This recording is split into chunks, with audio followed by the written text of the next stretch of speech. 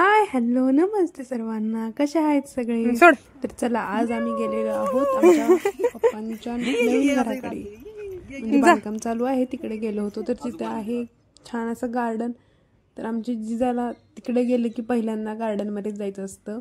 तर हा आहे जिजाचा नानू मामा. तर नानू मामा तिला गार्डनमध्ये खेळवतोय. घसरगुंडी, झोका, सीसॉ, जिजाची मज्जा चालू आहे इकडं.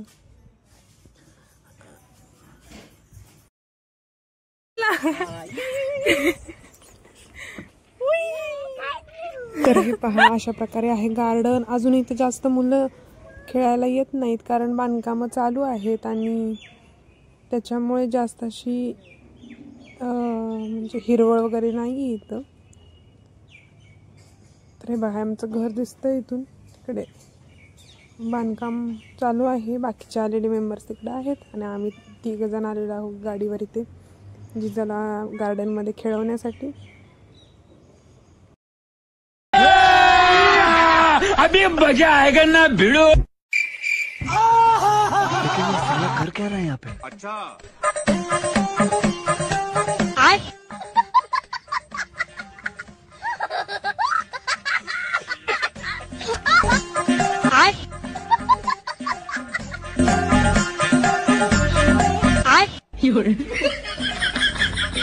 रुको जरा, सबर करो.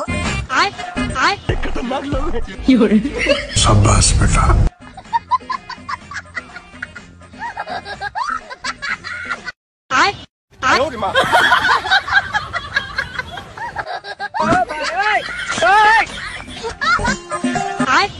गार्डन मध्ये चक्कर येऊन झाली. आता गेलो जिजा, मी आणि मम्मी घेत होतो.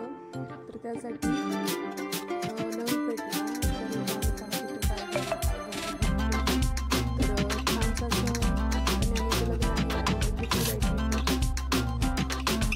तर इथे खूप छान अशा गोष्टी आहेत गिफ्ट देण्यासाठी. कप सेट, डिनर सेट किंवा घरात ज्या काही वस्तू लागतात आपल्याला, ट्रे वगैरे, भांडी, सगळ्या गोष्टी इथे मिळतात. तर आम्ही छान असं आरतीचं ताट घेतलं आहे तिच्यासाठी. ते खूप छान आणि अट्रॅक्टिव्ह दिसतं. सिल्वरचं असं ताट आहे. तर खूप, तर इथं अजून नवीन नवीन अशा अँटिक अशा वस्तू होत्या. हे पितळी रॅक होतं भांड्याचं. तर जिजासाठी घ्यायचं होतं पण मी नाही घेऊ दिलं कारण ती अजून लहान आहे. कसं ठेवायचं, व्यवस्थित ठेवायचं नाही ठेवायचं, खेळायचं, तिला काही एवढं समजत नाही. त्याच्यामुळे मी तिला नाही घेऊ दिलं. तर चाललं इकडं हे असे छान असं शोपीस लावलेले होते ते पाहणं. इकडे आम्ही घेतलेलं ताट पॅकिंगसाठी दिलेलं आहे. तर गिफ्ट पॅक करून देतील ते. तर आणि त्याच्यानंतर आम्ही गेलो पुढच्या खरेदीसाठी. तर बाहेर पडलो. जिजाला काहीतरी खाऊ वाटलं होतं.